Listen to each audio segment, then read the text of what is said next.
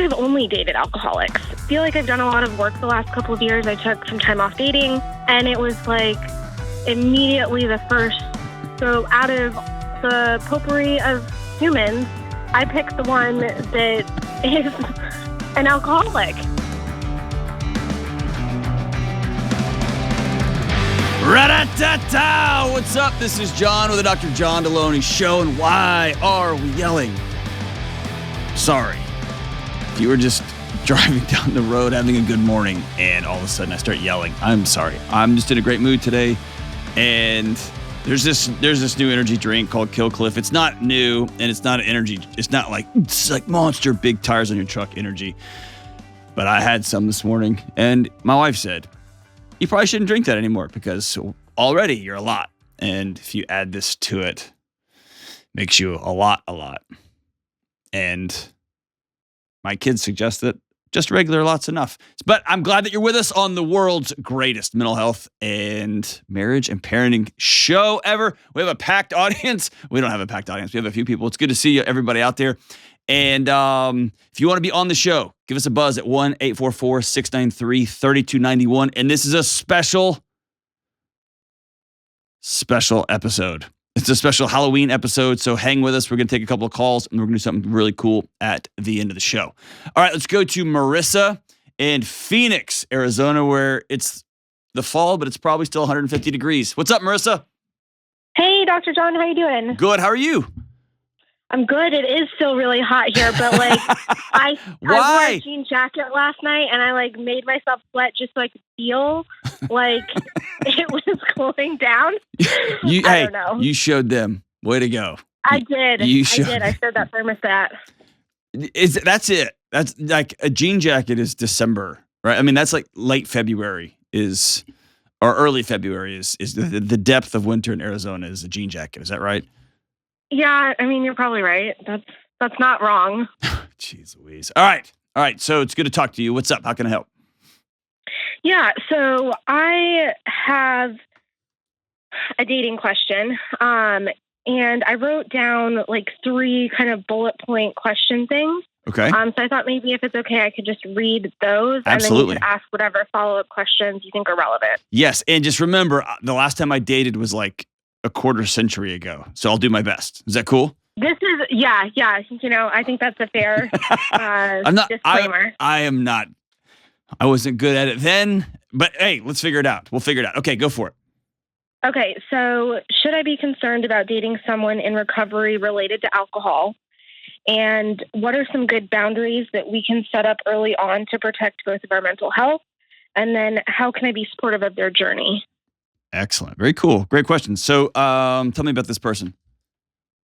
So this person is pretty new in my life, and maybe it'll work out, maybe it won't. But the reason that I felt like it was not relevant, but worthwhile asking maybe somebody that is a professional is, I think I've only dated alcoholics. And I feel like I've done a lot of work the last couple of years. I took some time off dating. I did a lot of work on myself. I'm really nice to myself now. I feel better than I ever have. Good. And I recently started dipping my toes in the dating pool again. And it was immediately the first, I was like, that's insane. I feel so much better. And yet, so out of the potpourri of humans, I picked the one that is an alcoholic. So what if you look back in time, so you've done some work the last few years, and when you look back over your life, what has dating alcoholics brought you? Because it's definitely brought you tough stuff, but I'm specifically interested in what are the things that have brought you good? I have come to describe the people that I've dated as their personalities sparkle a little bit differently. And I think that's the most Pinterest on a pillow thing I've ever heard. That's incredible. People who struggle with addiction sparkle differently. That sounds okay. So what does that mean?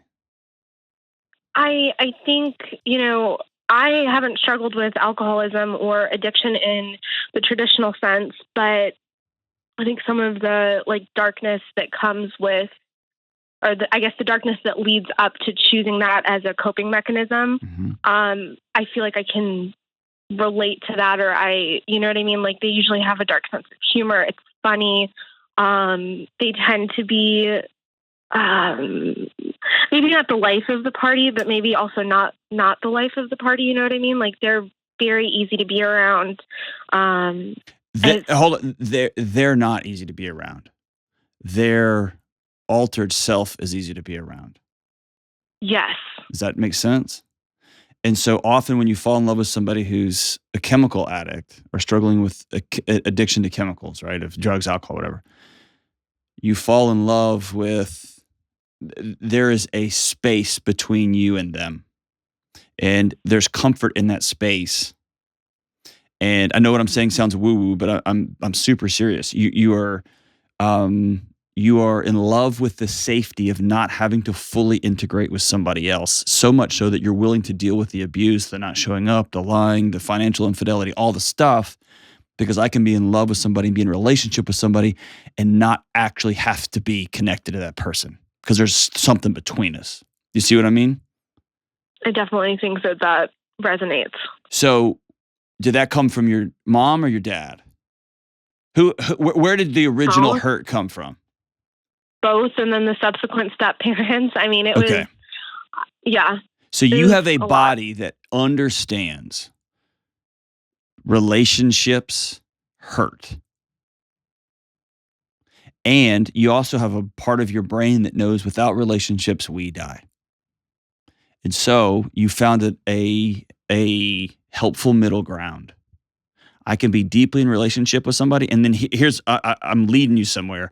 I can be deeply in relationship with somebody and not ever have to be all the way in, because they can't be all the way in because they have wallpapered their lives with alcohol, or they've wallpapered a space between me and them with, weed or cocaine or whatever they're using to hide from the world. You see what I'm saying? Yeah. And so then your addiction becomes, and tell me if I'm wrong, your addiction becomes taking care of. You are going to prove that you're worth being loved by taking care of, picking up, saying it's okay, drawing boundaries, and then letting them push on them a little bit. Is that fair? Or tell me I'm off. 100% accurate. Okay. So you've done this before. You are every bit an addict as they are. Yeah. Melody calls it love addiction. You're addicted to being in love, but your body can't take being in love. So you go towards somebody who's an addict so y'all can be in love together, but you're both in love with fictionalized versions of yourselves. And then you try to solve it until it blows up, which it inevitably will. Is that fair? Yeah. Yeah. And now you've done a bunch of work on yourself and you're ready to plug in. Then way to go. Yeah. Okay, so it took about 6 weeks to find this person through dating apps and things like that. And I was like, oh, this person's wonderful. And then he was like, yeah, I'm sober though. You understand that, right? And I was like, oh, okay. So I actually don't have any concern with the idea of somebody being in a relationship, loving, marrying, falling in love with somebody in recovery. Not a little bit. I will say if somebody's using actively, then marriage counseling is a waste of your time because you're not dealing with that person. You're dealing with the addiction, right? So if somebody's sober, man, that's the time. I wonder if your hesitancy is you haven't been all in with somebody who's actually looks you in the eye and means it. I agree with that. I am, I was an only child. I am terrified of actual closeness with other people. And I want to, I've worked so hard to be nice to myself, and I want to protect that at all costs. Right. I don't want to go blindly into this and think oh, but this time it's going to be different. And then it's not. But your relationship can never work if that's the way you enter into it. The challenge with relationship is, or the devil of relationships is, you have to go all in. And when you go all in, that means you could get hurt again. But if you don't go all in, it never becomes what it could be. And so you've done all this work. You are the Olympic gymnast that was almost going to the Olympics, and then you blew out your ACL and tore your Achilles tendon. And you spent 2 years in rehab. And now you are at the mats again, and they're telling you to go do your round up, flip flop, whatever flippity flop things that gymnasts do. And you're standing there remembering not being getting carried off the mats because your legs had blown out. Yeah. You've done all this work, and here you are. And the reality is, you could go do a round off flip flop and blow out the other knee. You could blow out the same knee. Or you can go win a gold medal. Do you see what I'm saying?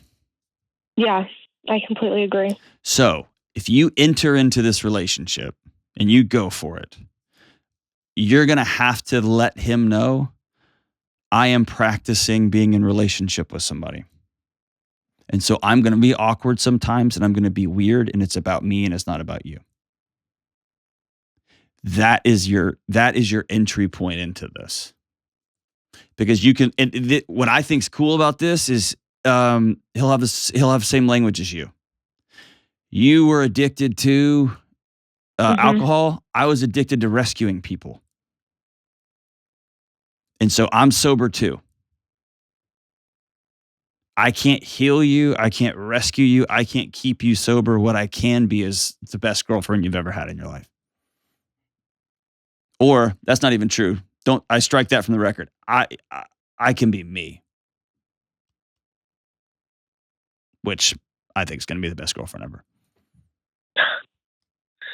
Okay. Here's what you're going to practice. Clearly stating what you need, clearly stating your boundaries, understanding when you start trying to take care of him or fix him or solve him, that's not your job. Where is that line between, if somebody asks you your opinion on something, right? Because he is in lots of therapy and group sessions and all of those things. Mm-hmm. And so he's actively working on learning things. Mm-hmm.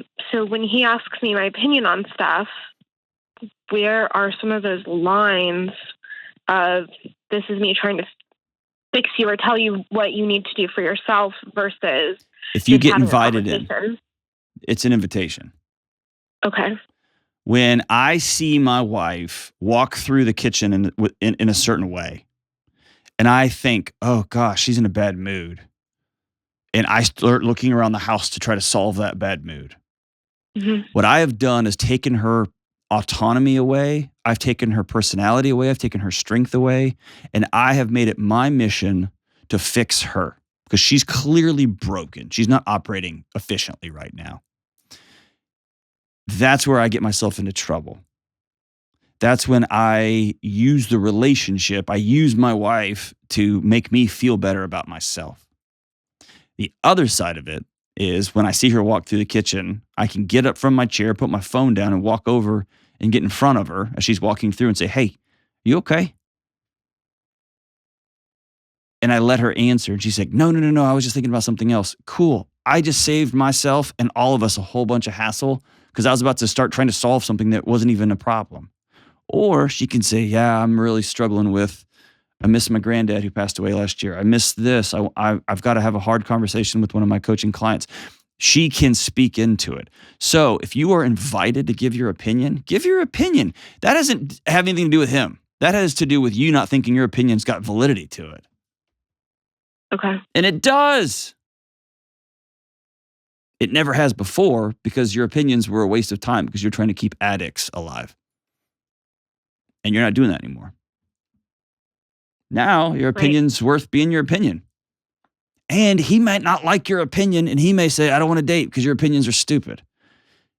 And then you go, well, I'm freaking Marissa from Phoenix, so that's my opinion. Or let's then send me an article and I'll read it and see if and then we'll have a discussion and we'll see what I'm saying. Now we're talking about relationship, back and forth, give and take. I think this. Well, I think this. Now we're in an exchange. We're not in a prop me up so I can prop you up, so I can prop me up, so I can prop you up. Okay. If you find yourself trying to solve problems without being invited in, that's when you know. Okay. Or when you see him hurting and you feel bad, that's an alarm. Okay?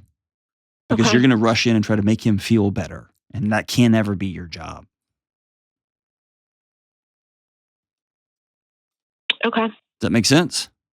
Yeah, it does. You sound scared. Or nervous. I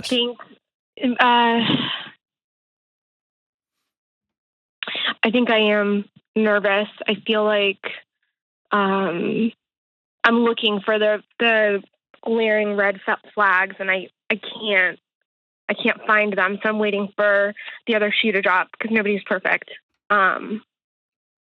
So yeah, I'm nervous. Hold on? Do you realize you just contradicted yourself? Okay. You really like this guy, or you like the idea of this guy, and you know nobody's perfect, and yet you're waiting for him to prove himself not perfect. So there's no reason to wait for other shoes to drop. They're already all scattered all over the floor, all over the house, all over the neighborhood. You're not perfect. He's not perfect. And so y'all can choose to be not perfectly perfect together. Or you can choose not to be. But you have so much like physical fear about being intimately connected with somebody. I'm not talking about sex. I'm talking about close with somebody that you go in with so much hedging. I'm waiting for this. I don't know about this. I'm worried about this. Well, it could be that. Just go. And be willing to say, hey, I said something last night. I get takebacks. I get takebacks. I'm a recovering addict. I get takebacks. Or I'll be right over. And then as you're grabbing everything to run to his rescue, you stop and you text him and say, actually, I'm already in my sleeping clothes. Let's get together for lunch tomorrow. I've got some time for lunch tomorrow. And then you're going to feel that maddening discomfort that you couldn't run to the rescue. You're going to feel it. And you're going to have to practice that feeling. And he's going to have to practice being uncomfortable, being alone, being scared, being tired, being exhausted, and not turning to alcohol and not having somebody come run to save him. He's going to have to learn to stand up on his own 2 feet. And then y'all are going to be practicing these things together. Does that make sense? Yeah, it does. Are you seeing somebody still?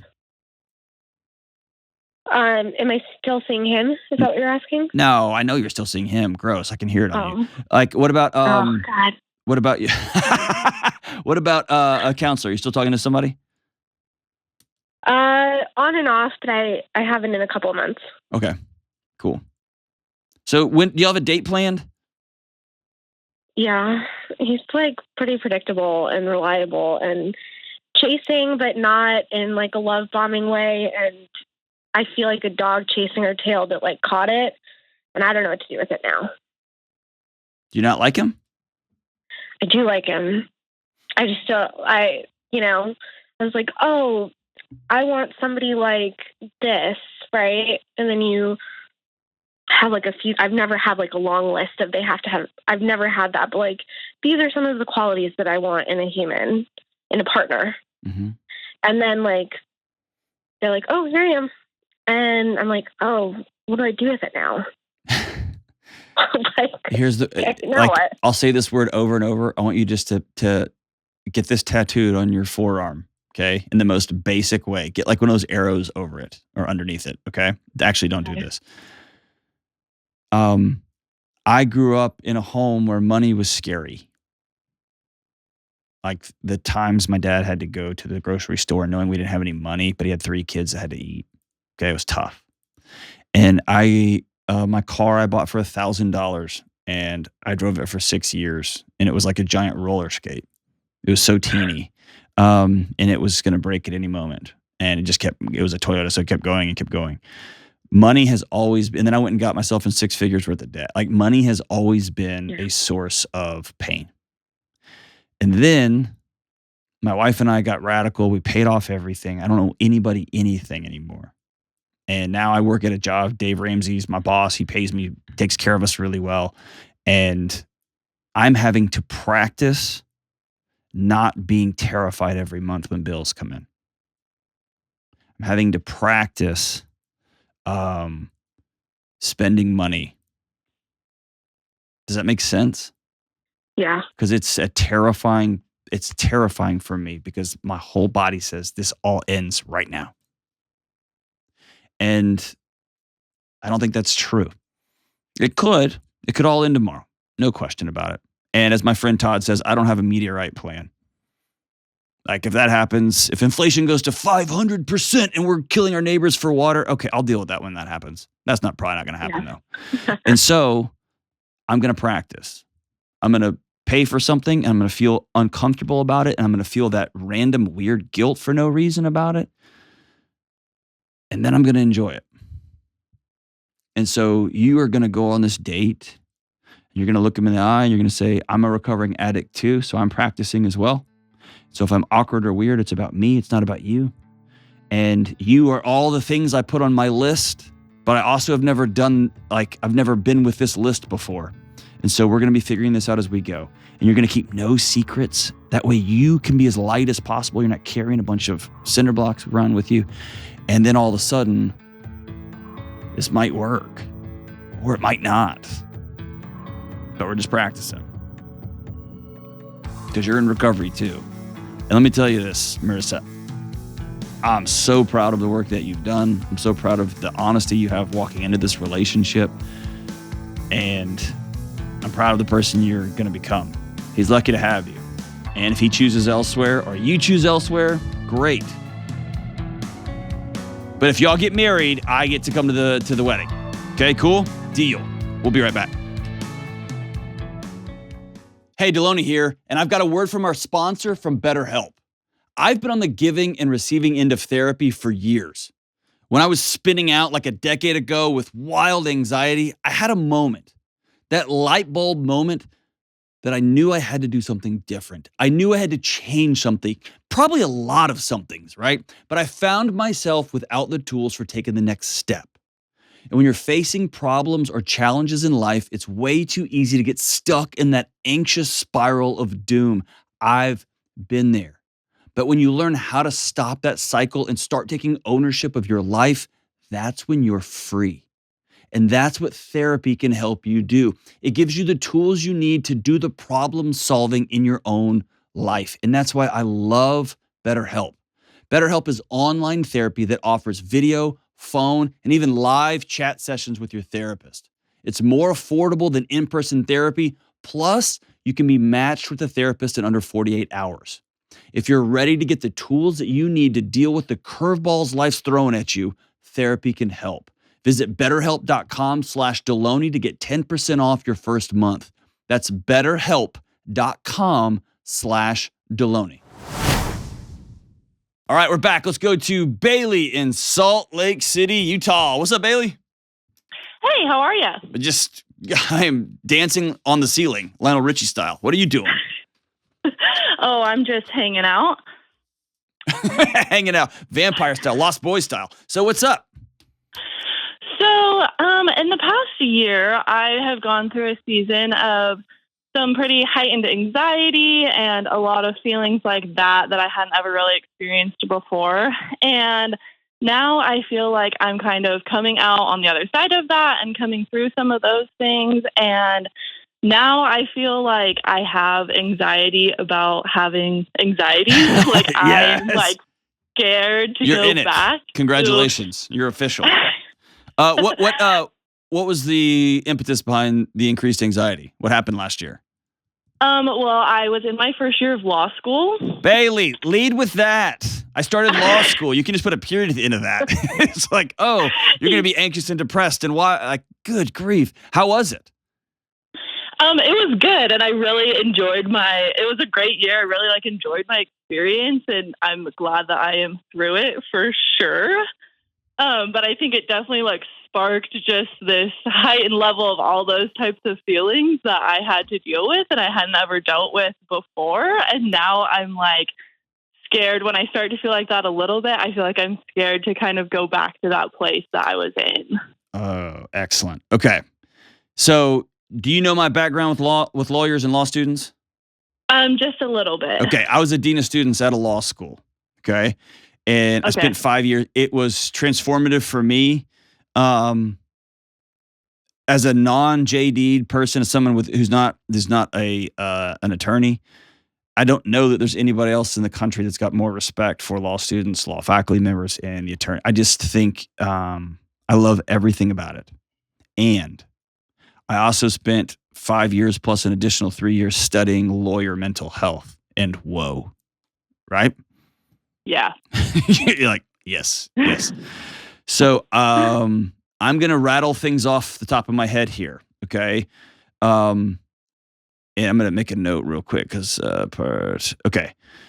So here's what I noticed in my students, and here's what the literature said. I'm just going to braid it all together, okay? Number one, the pressure of law school is no joke. The top 15 of you will make this much more money than the rest of the others. The top 30 of you will get these jobs, and the rest of you will be left to be involved in a type of Hunger Games for the rest of the jobs. This group will make $200,000. The rest of you will make $48,000 plus commission, right? It's no joke. And it's not like I'm kind of thinking they're very clear about it, right? Yeah. And then you've been the smartest person in your area, in your sphere for a long time, or at least one of the smartest that you know. And then they dump you into law school, into first year 1L class. And you look around, you're like, oh, everybody's a laser. Yeah. And even that dude over there who's wearing the Pantera shirts and he's got a mohawk, turns out he missed 0 questions on the ACT, right? Yeah, you know what I mean? And yeah, he's smoking weed in the parking lot, yet he's way smart. It blows up every paradigm you have, right? Yeah. And that's unnerving. And so the identity you built on being the smart person, the safety you felt being the smart one is now whoosh, it's gone. And a lot of people experience this when they graduate college and they go to their first job. Like, oh yeah, I'm a hard worker. And then you show up and you're like, everybody here's a hard worker. And if you make that sale, you take food off my plate. So you don't make that sale. That's my sale. Right? And all of a sudden you're like, I don't know. And then your body just starts sounding the alarms. Okay. The third one is you stay up, you work 20 hours a day. Is that fair? Yeah. Yes. It's studying. And then the whole, don't tell me what law school you are attending, but is it Socratic? I mean, do they say read the chapters? Socratic method. Okay, yeah. Awesome. Okay, so if you don't know what that is, if you're just listening to this, here's how law school works. They say read 500 pages between now and next class. And that doesn't mean just scan your eyeballs over it. That means you are going to chart out everything you read, all of the cases, why the attorneys did what they did, why the judge said what the judge said, why the plaintiffs and the defendants did what they did. You're going to go through all of that. And then you show up to class and your professor's at the front of the class. And he may say, Bailey, tell us about case whatever. And Bailey stands up. And for the next 45 minutes, it's Bailey versus the professor. Why do you think that? What happened? Right? That is, and in most law classes, it's completely random, right? Yes. Yeah, so you don't know if you're going to get shot. You just go to class and you're like, I'm just going to class, You, on display, hour, go. And you're in front of all your classmates who you want to be impressed. You want to impress. You want to have, you want to line up. You want to be the first. I want to be this. I want to be included on their journals. But that is a recipe for anxiety. If you're not anxious when that, you're possibly sociopathic. Fair? Yes, that's probably true. There is one or two people that every day they're like, I hope to God that faculty member calls on me because I'm going to burn them to the ground. And they get called on and they stand up and you can tell they like it. Right? Yeah. Yeah. There are those people. You're not that person. Most people are not that person, right? Those people go on to become law professors. They're incredible, right? They love every second of this. And then here's the other extreme. The research tells me that when you make partner, whatever that looks like, and I'm just assuming you're going to go to a firm, okay, instead of going into public service. If you make partner, the research tells me that you walk out and you get a massive bonus, a massive increase in your check. You also get a massive increase in the responsibility of the firm and the plaintiffs and the people's lives you're impacting. And there's this terrifying feeling that I gave up my 20s. I gave up most of my 30s. I gave up Little League games. I gave up Saturdays. I gave up hikes. I gave up fishing. And it wasn't worth it. Does that make sense? Yeah. Yeah, that makes a lot of sense. Law school has an incredible way of making you a different type of thinker. That's its job. And I'm so grateful for it. And it has a very unique way of pulling you apart from your why. Why am I doing this? Why am I trying to get on this journal? Why do I want to be in the top 25% of my class? Why do I want to work at this particular firm? And they continue to push you towards external metrics. Look at the cars you can have, at the homes you can have, at the money you can have. And if that's what you're about, that's what you're about, man. There's people who do it for years and years and years and years and years. I've just sat at a lot of the lawyers assistance programs meeting. I've met with them. I've researched them. I've presented at their conferences. Whew, man. It's an exhausted, burned out, tired crew, right? Yeah. And I think that there's a plan that they put you on in law school that you're going to graduate and you're going to go to a big firm and you're going to make a lot of money. And I am kind of not bought into that plan. And I am in this season of being I want to build a good life for myself, not just a good job for myself. And so trying to balance that all at one time is challenging, to say the least. And so and I'm also just at heart a planner. I would have every detail of everything planned out for the rest of my life if I had the capability. And so I kind of feel a lot of days I'm just in a constant mental battle with myself of I want to do this, or no, I want to do this, or this is what I want to do, but I can't control this aspect, but I want to control this aspect. And I feel like I am coming through some of those things and learning how to handle some of those things. But then when I start to feel like that again, I almost panic. I'm oh God, I don't want to go back to what I was doing before. All right. So the devil of anxiety is that once it passes, that it creates new anxiety about being anxious, right? You said it perfectly the last time. Okay. So I want you to think of your first year of law school. Have you ever been water skiing? I have not. Okay. Actually. When you're in the water and the boat goes, they hammer the boat and they start pulling you out of the water.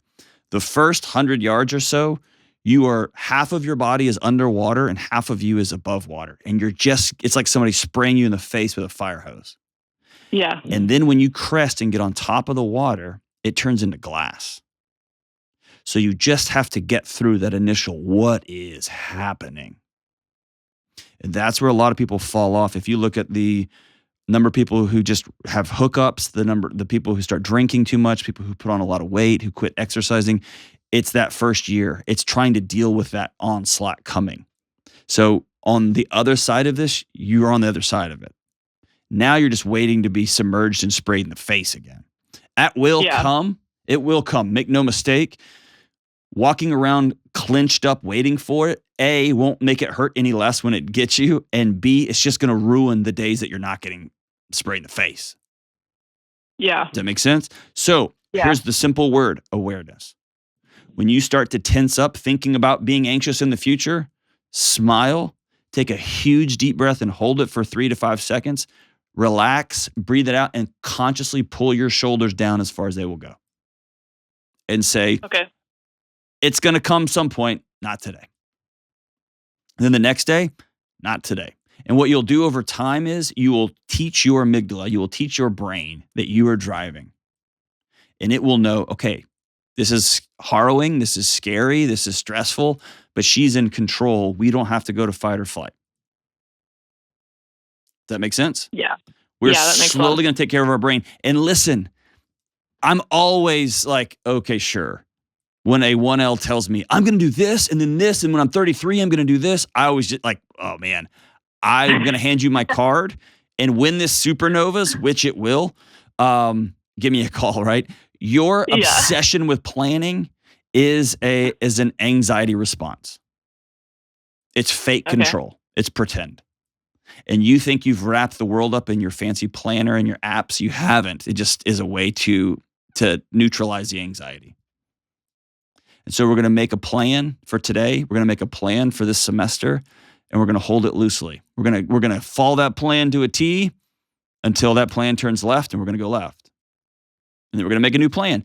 And that it's going to be annoying, it's going to be frustrating, but it's not going to be anxiety inducing because we know it's coming. Is that fair? Yeah. That's what we're going to practice. Okay, I'm going to give you 2 other things that I want you to do as a law student, okay? Okay. Make friends, regularly see them, even at the expense of studying sometimes, and especially people that are not law students themselves. Okay. Okay? Law students and lawyers, their weapon of choice is human interaction. And when you're a boxer or an MMA fighter, you go to work, you go to the gym to practice fighting, and you put on gloves and you put in a mouthpiece and you punch other people. And then you take your gloves off and your mouthpiece off and you go to the grocery store. And you can't punch people at the grocery store because you're not at work anymore. Attorneys do not have, they don't take their gloves off. They don't take their mouthpieces out. They just go to the grocery store.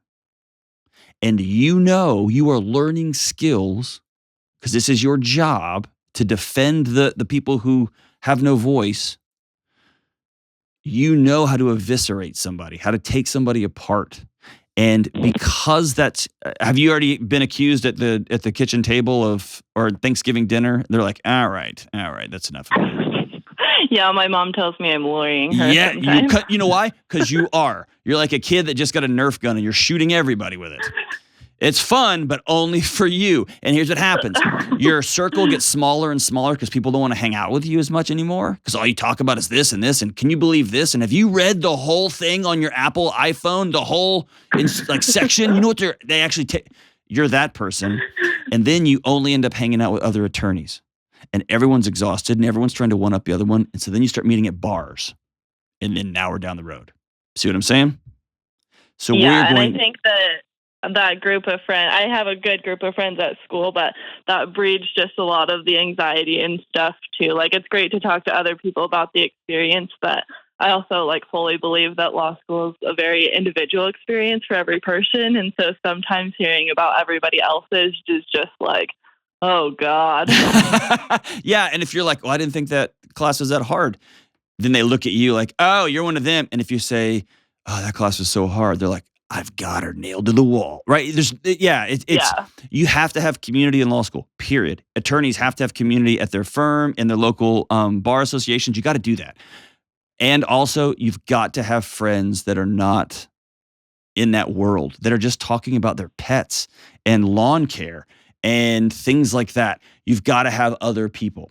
And finally, I recommend to every single attorney, law student, every single attorney in training, start talking to somebody now, whether it's a coach, whether it's a counselor, somebody who is going to consciously and with some regularity challenge you. Are you still connected to why you're doing this in the first place? Where are you on your why? Where are you on your purpose? Why are you going through all of this hell that is law school? Because if it's for $125,000 a year, it's not worth it. If it's to become credentialed so that you can help anybody and you can take on the big guy, you can help the little guy, you can make the world a better place, then law school 3 years is nothing. Because you'd walk through fire to help people in your community. And that's why I just think I have such high respect for law students and law faculty members and attorneys. because of what they are able to do for the least of these in our communities. And yes, there's morons. There's morons in every industry. Good grief. You should be a part of the podcasting industry. There's morons in my house. I'm one of them. So like there's morons everywhere. But I'm just so impressed. I got a couple of PhDs. I don't think I could have done law school. I couldn't have gone to war like that every day. And so I'm so in awe of you who do it. Like Bailey, I want you to always remember who you're going to be at the other end of law school, as you enter the legal profession, as you fight for a living for other people. Where can you take those gloves off, take your mouthpiece off, and say, whew, I'm Bailey. Let's go get something to eat. Talk about dogs or pets or whatever it is. We'll be right back. Dr. John Delony here. Hey, it's pumpkin spice latte season. Just kidding. It's disgusting. But it is fall. It's a little cooler. The sun's going down earlier. And God save us, daylight savings time is ending or starting or whatever. The time is changing again. And it can be exhausting to adjust. But make sure you're moving your body every day, getting some sunlight, and getting 7 to 9 hours of good sleep each night. I can't stress enough how important this is. Sleep is the cornerstone to physical and mental health. And for me, great sleep starts with a great mattress. And that's why I love DreamCloud. And right now, DreamCloud is running a great offer for our listeners. $599 in accessories plus an additional $250 cash discount. That's a total of $849 in accessories and savings. You'll get pillows, a mattress protector, and luxury sheets. So go to dreamcloudsleep.com/Delony or dreamcloudsleep.com and enter promo code Delony to get your new mattress today.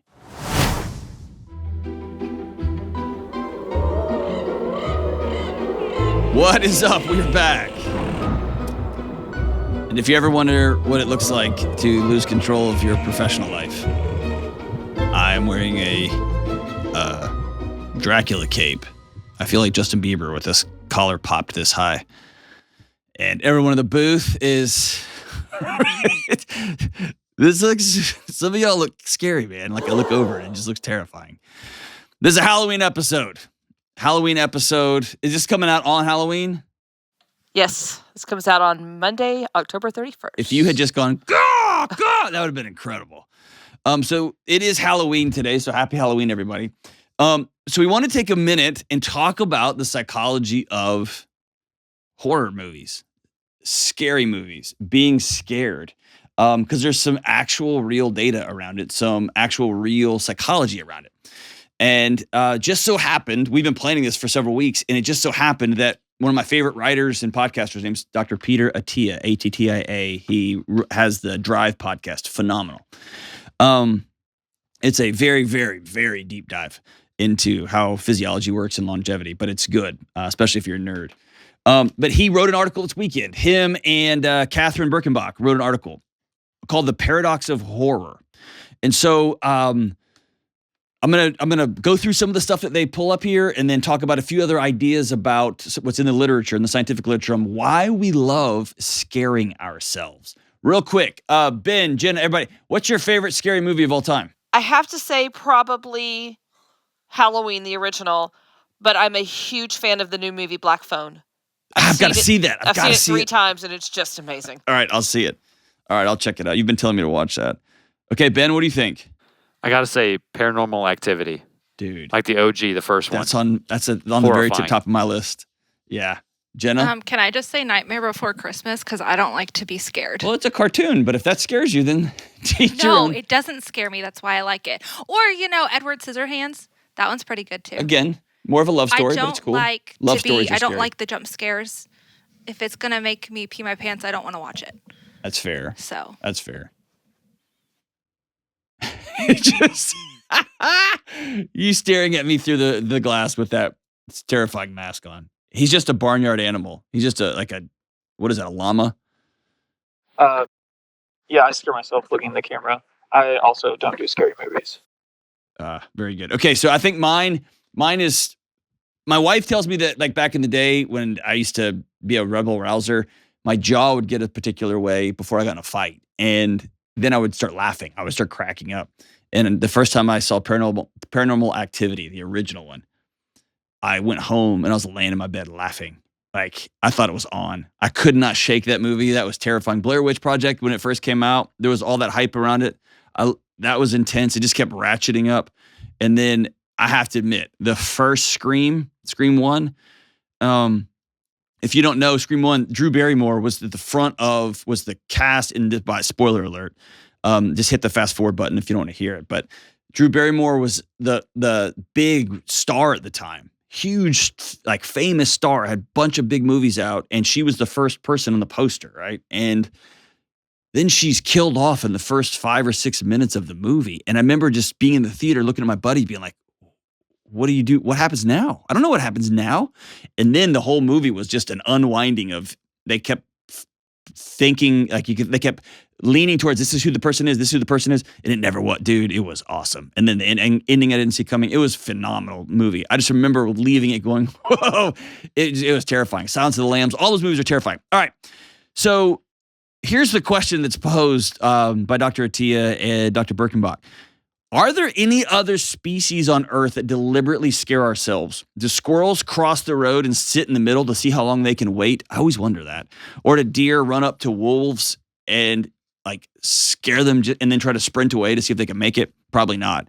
So why do we do this? Is it just for adrenaline? Do we do this just to amp ourselves up? Well, it turns out that possibly it could be to improve our mental health. That sounds weird. Here's what the researchers say.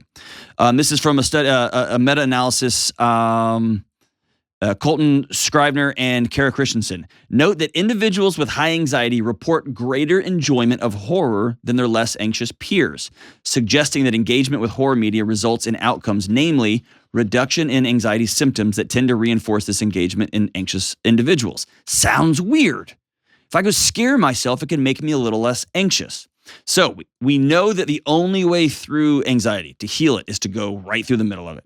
The more you run from it, the more it reinforces itself. So there's something about turning and staring it down. And here's what the authors suggest. It fully captures our attention. Watching a scary movie, you get engrossed in somebody else's life. And again, one of the devils of anxiety is it makes it about you. You're about to die. You're about to get rejected. You're about to get laughed at. And when you watch a scary movie, you're saying to yourself, they're about to get hatchet murdered, or they're about to get disemboweled on some cruise ship, or whatever movie you're watching. I don't know. Or if you're Jenna, like Rapunzel's about to let her hair down out of the tower. I don't know what horror movie you watch, but like you're thinking about somebody else, right? It fully engrosses you and takes you out of yourself into somebody else's story. Pretty cool. Humans are hardwired to bias their attention towards imminent threats. It's super helpful if you're anxious when you see somebody else's threats, right? Another one, it gives us a sense of control over our anxiety. We have very limited ability to change or remove most of our day-to-day sources of anxiety. Inflation, job security, the next possible COVID variant, all that. But murderous clowns on the TV, all I got to do is turn the lights on. All I got to do, Kelly loves clowns. All I got to do is turn the film off. I'm in control of this. And the worst thing that happens here is that person gets murdered, not me, right? So there's this pseudo control. It provides, and this is the one that resonated with me, it provides a safe means of facing threats and practicing resilience. Okay? Practice. I say that all the time. It teaches me how to practice. It teaches me how to, oh gosh, who's going to die? Who's going to die? And then that tension is released, the endorphins are released, and I'm still alive. So in a weird way, my body is practicing being terrified, being under threat, and surviving that threat. And then it creates a physiology and a psychology for living after the threat. They write, some researchers have noted this phenomenon may reflect the human desire to learn about relevant threats and to understand how dangerous a situation might look, which reactions yield the best outcomes. It's like our brains are practicing what happens if there's an actual outbreak, or our brains are practicing what do we do if somebody walks in our house in slow motion with a hatchet and they start chopping everybody up. Or if you're Jenna and it's a really scary cartoon, Tom and Jerry just get, right? Whatever's going on. So Unlike their real-world counterparts, horror films have a definite endpoint. We can typically expect that they'll conclude with a satisfying resolution of the problem, the threat is neutralized, and the good guys prevail. So it's a way for us to enter into terrifying situations and be a part of them, but not all the way. Not all the way. It can also promote social bonding. Here's a couple of other ideas. Dolph Zillman created a theory called excitation transfer theory. This suggests that people love watching scary things because their body rolls into fight or flight, and then it's excised, and then your body fills up with endorphins. You get high, right? So it's like runner's high a little bit. You get it's feelings of relief, feelings of laughter, feelings of like wow, man, like it's relief. And so people watch scary movies. They endure the gross stuff to get high on the back end. The other one is like we said, it's a way to experience fear, terror, scary things, and see them resolved, right? See them end. And then the final one is curiosity. Curiosity. I hadn't thought of that before, but some people hear about weird this and that. They wonder, like, I don't know, I've never seen somebody get murdered. This is a way to get the pictures in your mind without actually having to experience it. Because if you experience it, you may not make it out. And so those are some of the ideas. Here's what I've found in my life. I was obsessed, big shocker, with scary movies. It used to be when I was high school and college, I saw every single one, all of them, 100% of them. I never missed, never missed. I had a buddy, man. We went to all of them. We got every one of those weird B movies we could find. We were all into the genre. And it did over time ratchet up my anxiety, I believe. That's just me. It's N equals one experiment. The more I filled my head with that stuff, the more I began seeing threats everywhere. Or more importantly, feeling threatening things. Somebody would walk into a restaurant and I had a picture in my head of the guy that walks in the restaurant and just, pulls out a blowtorch and melts everybody. Like I had that picture in my head, and it was an unreasonable picture because we're at Burger King at 11 a.m. on a Wednesday, right? It's not going to happen. But I had that picture in my head. It's kind of like our overconsumption of media right now. We think there are shooters everywhere, and there's not. There's not. But because our media, like our news feeds, cannot put out a news feed without some murder happening. If you look at it, sometimes it'll say so-and-so shot and killed by so-and-so, and it says Milwaukee, Wisconsin, and I live in Florida, right? They're going to find somewhere in the country to put some fear in front of you because that fear, it's engrossing, right? And so I found that as I walked away from it, I just had more peace in my life. That's just my experience. And here's the other thing. When I started working with the police department, my dad worked in homicide, and I remember as a little kid, he had a throwaway comment. He said, I can't believe you watch this stuff for entertainment. And I remember being like, oh, you're such an old man, dude. What a boring old man. When I started going into people's homes at 2 a.m. and there was actual blood and actual guts and actual screaming and actual weeping, dude, horror movies became not fun at all.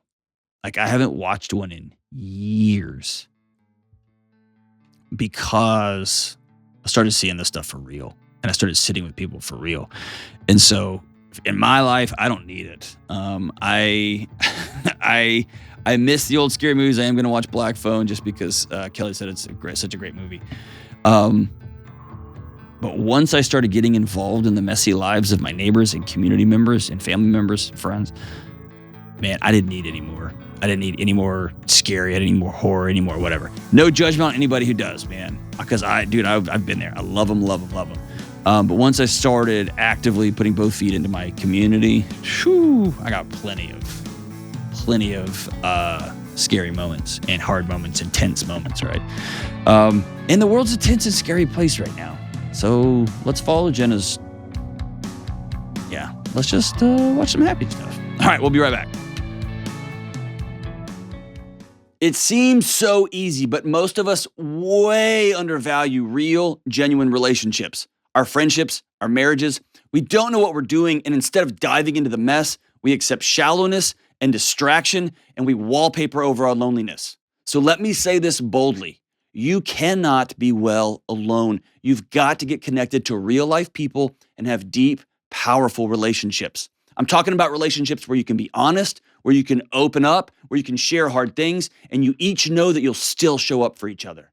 And in my new book, Own Your Past, Change Your Future, we'll walk through a not so complicated approach to relationships, mental health, and wellness, and getting connected is a key part of that. That's why you'll learn shallowness and loneliness are so dangerous, and more importantly, you'll learn how to create meaningful relationships in your life moving forward. There is no good app to help adults find friendships, but this book can help. Go to johndelony.com to take the next step towards wellness. That's Own Your Past, Change Your Future at johndelony.com. All right, we are back, and thank you for joining us today. I hope you have a safe and fun Halloween. I can't wait till Halloween because I'm going to get off the rails and eat my body weight in gummy candy. And so I hope you have taken care of yourself up until this moment so you can get off the rails too. Today's song of the day comes from my favorite Halloween movie ever. I saw this on a date with my good friend Melissa back when I was a freshman in high school, and I love the movie The Nightmare Before Christmas. I love it. And so the song, one of the greatest soundtracks of all time by Danny Elfman, the song is called This Is Halloween. And the lyrics go like this. Boys and girls of every age, wouldn't you like to see something strange? Come with us and you will see this, our town of Halloween. This is Halloween. Pumpkins scream in the dead of night. This is Halloween. Everybody make a scene. Trick or treat till our neighbor's gonna die of fright. It's our town. Everybody scream in this town of Halloween. Hey, I love y'all. Be safe. I'll see you soon.